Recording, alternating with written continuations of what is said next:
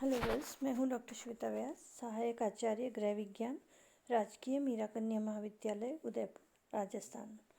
और हम प्रैक्टिकल पढ़ रहे थे। प्रैक्टिकल की तैयारी हो रही थी आपकी मिल्क एंड मिल्क प्रोडक्ट्स, यानी कि दूध एवं दूध से बने पदार्थ और इनसे बने हुए व्यंजनों के बारे में, और दूध की क्या प्रॉपर्टीज़ हैं, क्या प्रकार हैं, ये सब हमने पढ़ा। अब हम नेक्स्ट आते हैं, क्योंकि आपको मैंने दूध का सब बता दिया और सिर्फ 2 क्वेश्चंस दिए हैं आपको करने के लिए। और अब हम आते हैं इसकी रेसिपीज़ के ऊपर, व्यंजनों के ऊपर। तो मैं आपको एग्ज़ाम्पल के तौर पर एक श्रीखंड की रेसिपी बताती हूँ। श्रीखंड क्या है? दही से बना हुआ है, और ये जो रेसिपी है 4 लोगों के लिए है, लेकिन आपको एक व्यक्ति के लिए ही बनानी है। तो आप इसके हिसाब से इसको डिवाइड करें और बताएं कि किस तरह से आपने डिवाइड किया है। अपनी फ़ाइल में जब आप करेंगे तो इसको एक जने के लिए कर देंगे कन्वर्ट, ठीक है। तो 4 लोगों के लिए किस तरह से होगा?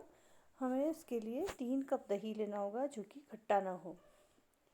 1/4 कप प्लस 2 टेबल स्पून पिसी हुई चीनी, इसको ग्राम्स में कन्वर्ट करेंगे आप। और या फिर आप इसको स्वाद के लिए हिसाब से बदल भी सकते हैं, कम मीठा चाहिए तो कम मीठा भी कर सकते हैं। और 1/2 टी स्पून इलायची का पाउडर, और 10 से 15 बादाम और काजू टुकड़ों में काट लेंगे। अब इसकी विधि देखें तो या तो आप घर का बना दही या फिर दुकान से खरीदा हुआ दही का उपयोग कर सकते हैं। फिर क्या करेंगे, एक गहरा और बड़ा कटोरा लेंगे और उसके ऊपर एक बड़ी छलनी रखेंगे। छलनी के ऊपर साफ मलमल का एक कपड़ा बिछा देंगे और उसके ऊपर बीच में दही डाल देंगे, और फिर कपड़े को चारों ओर से उठाकर कस के बांध देंगे। अब इससे क्या होगा कि आपको कटोरे के अंदर कहीं भी चिपकने का डर नहीं रहेगा और डायरेक्टली स्पिल होने का भी डर नहीं रहेगा। इसलिए छलनी को अपन कटोरे के अंदर रखेंगे, कहीं भी पानी नहीं गिरेगा उससे। फिर इसके बाद में कपड़े को लगभग 6 से 7 घंटे के लिए, या जब तक लगभग सारा पानी दही में से निकल नहीं जाए तब तक फ्रीज में टांग देंगे। गांठ बांध देंगे ऊपर की तरफ लेकर के, जो फ्रीज की वो स्टिक होती है रैक के ऊपर जो जाली होती है उसमें। और अगर जाली वाला नहीं है और टांगा नहीं जा सकता है तो फिर आप उसको छलनी में रख देंगे और उसके ऊपर थोड़ा वज़न रख देंगे। पर अच्छा रहता है कि अगर उसको कहीं भी टांग दिया जाए, और फ्रीज़ में क्या रहता है कि खट्टा नहीं होगा।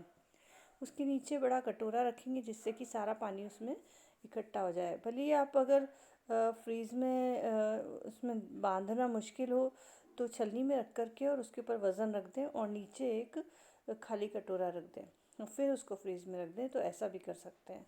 और 6 से 7 घंटे तक ऐसा आपको रखना पड़ेगा, जिससे कि सारा जो पानी है वो झर के नीचे चला जाए। 6-7 घंटे के बाद में उसको निकाल देंगे, कपड़े को खोलेंगे और गाढ़े दही को एक कटोरे में निकाल लेंगे। अब जो पानी निकला है उसको उपयोग हम रोटी का आटा गूंदने में कर सकते हैं, तो रोटी सॉफ्ट बनेगी उससे। और ये जो गाढ़ा दही है इसको हम निकाल लेंगे और बाउल में डाल देंगे, और फिर इस तरह से चीनी और इलायची का पाउडर डाल सकते हैं इसमें। इसके अलावा अगर केसर वगैरह डालना चाहते हैं वो भी इसी समय डाला जा सकता है। फिर एक चम्मच से या फिर जो घोटनी या मथानी, इसका उपयोग करके अच्छे से फेंट लेंगे, और फिर कटा हुआ बादाम और काजू डाल के और अच्छी तरह से मिला लेंगे। परोसने से पहले 1 घंटा और उसको अगर फ्रीज़ में रखेंगे तो और भी अच्छा रहेगा।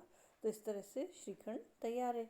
और इसको हम वैसे तो गुजरात और महाराष्ट्र की डिश है, लेकिन आजकल सब जगह ये खाई जाती है, तो साइड डिश की तरह से या स्वीट की तरह से इसको काम ले सकते हैं।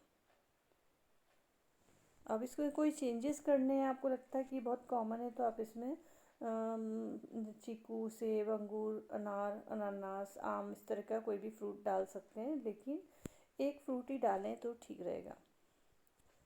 और जैसा कि मैंने बताया कि आप केसर मिला सकते हैं 7th स्टेप में। और घर पर अगर दही बनाना है तो फुल फैट दूध का उपयोग करेंगे तो अच्छा दही जमेगा। और रेडीमेड अगर ग्रीक योगर्ट का उपयोग कर रहे हैं तो ज़्यादा टांगना नहीं पड़ेगा, 2-3 घंटे ही टांगेंगे। तो इस तरह से आपने समझ लिया कि किस तरह से दही से एक रेसिपी बनती है। अब ये दूध का ही एक प्रोडक्ट था। अब दूसरी जो हम लेंगे वो छेने की रेसिपी लेंगे, जो कि है रसगुल्ला। बहुत ही कॉमन है, आप लोग जानते हैं, लेकिन इसको बनाना बहुत लोगों के लिए बहुत मुश्किल है। दिखने में और खाने में बहुत आसान और अच्छी लगती है, लेकिन इसको बनाने के लिए ट्रिक की ज़रूरत पड़ती है। तो कैसे बनाएं इसको भी इस तरीके से सीख सकते हैं। तो देखो यहाँ भी मैंने 6 लोगों के लिए 13 पीसेस लिखे हैं। तो आपको बनाने एक व्यक्ति के लिए तो कितने पीस होंगे? मैक्सिमम 2 पीसेस होने चाहिए एक जने के लिए। तो उसके लिए अकॉर्डिंगली अपन इसको डिवाइड कर देंगे रेसिपी को। हालांकि 2 जनों के लिए बनाना मुश्किल होता है, इसलिए हमने 6 लोगों के लिए लिखा है, लेकिन आप इसको और भी डिवाइड कर सकते हैं। जैसे 1 लीटर लिया है, इसको आप 1/4 लीटर कर सकते हैं। इस तरह से आप हर चीज़ को डिवाइड कर देंगे तो आपको 1 से 2 व्यक्तियों के लिए ये रेसिपी तैयार हो जाएगी। तो अगर हम 6 लोगों के लिए बनाते हैं या 13 पीसेस बनाते हैं तो 1 लीटर फुल क्रीम मिल्क लेंगे, जो भी गाय का दूध होगा तो बेटर रहेगा। 2 टेबलस्पून नींबू का रस, 1 1.5 कप चीनी, और ये भी अपने स्वाद अनुसार चेंज करते हैं, लेकिन जनरली यही लेना चाहिए प्रोपोर्शन। तो आपके वैसे बनेंगे जैसे आप बाज़ार वाले चाहते हैं। 4 कप पानी और 2 से 3 हरी इलायची। ये ऑप्शनल है और इसका कोई न्यूट्रिटिव वैल्यू भी नहीं है, इसलिए आप इसको चाहे तो ऐड कर सकते हैं। फिर आप विधि देखेंगे तो दूध को एक पतीले में या भगोने में मध्यम आंच पर उबलने रखेंगे और 2 टेबलस्पून पानी के साथ नींबू का रस मिलाएंगे। फिर उसको उबलते रहने देंगे। जब उबाल आ जाए तब आंच को धीमा कर दें और धीरे धीरे पानी नींबू का मिश्रण डालेंगे और लगातार चम्मच से हिलाते रहेंगे। तो 1-2 मिनट में दूध फटने लगेगा और हिलाते रहेंगे तो वो अच्छी तरह से मिक्स हो करके और फिर इक्वली फटेगा। जब पूरी तरह से फट जाए तब गैस बंद करके और छलनी के ऊपर, जैसे हमने श्रीखंड में किया था वैसे ही छलनी के ऊपर मलमल का कपड़ा डालेंगे और उसके ऊपर फटा हुआ दूध डाल देंगे। तो छेना तो रह जाएगा कपड़े में और सारा पानी निकल के नीचे चला जाएगा। लेकिन उसमें नींबू हमने इतना सारा डाला है तो इसलिए सादे पानी के 2-3 गिलास उसके ऊपर और डालेंगे और सारा पानी निकाल देंगे तो वो इनर्ट हो जाएगा, फीका हो जाएगा। अब फिर से छेना को मलमल के कपड़े में बांध दें और ज़्यादा पानी निकालने के लिए थोड़ा निचोड़ना है। फिर उसको आधा घंटे के लिए टांग देंगे जिससे कि छेना में से अतिरिक्त पानी निकल जाए। कहीं भी बांध सकते हैं उसको और 30 से 40 मिनट के लिए ही उसको टांगें। अगर हमने ज़्यादा देर टांग दिया तो वो ड्राई हो जाएगा। तो अब कपड़े को खोलेंगे और छेना को एक बड़ी थाली में निकाल लेंगे। अब छेना जो है वो ऐसा कंसिस्टेंसी होनी चाहिए कि थोड़ा सूखा और थोड़ा गीला, इस तरह का होना चाहिए। बहुत सूखा हुआ तो रसगुल्ले सख्त बनेंगे और अगर छेना ज़्यादा नरम हुआ तो पकाने के समय रसगुल्ला टूट जाएगा और पकाने के बाद वो गोल भी नहीं रहेगा। तो इसलिए छेना को हाथ से मसलते रहें जब तक कि सारा छेना गुत्थे हुए आटे की तरह एक सार हो जाए। और जब आप उसमें से घी सा निकलने लगेगा, आपकी हथेली चिकनी होने लगेगी, तब मसलना बंद कर देंगे। फिर उस गुत्थे हुए छेने में से 13 से 15 छोटे छोटे गोले बनाएंगे। गोले बहुत छोटे होने चाहिए, जैसे कि गोल्फ बॉल से छोटे होने चाहिए। बहुत बड़े गोले बना दिए अगर तो अगले स्टेप में जब गोले हम उबालेंगे तो वो फूल करके बड़े हो जाएंगे और दोगुने हो जाएंगे, बहुत बड़े हो जाएंगे।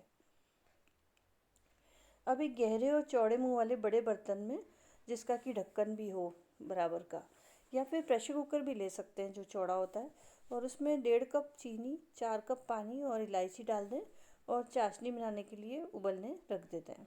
जब चाशनी उबलने लगे तब धीरे से बनाए हुए गोले उसमें डालें, यानी कि तार नहीं बनेगा उसमें, ठीक है।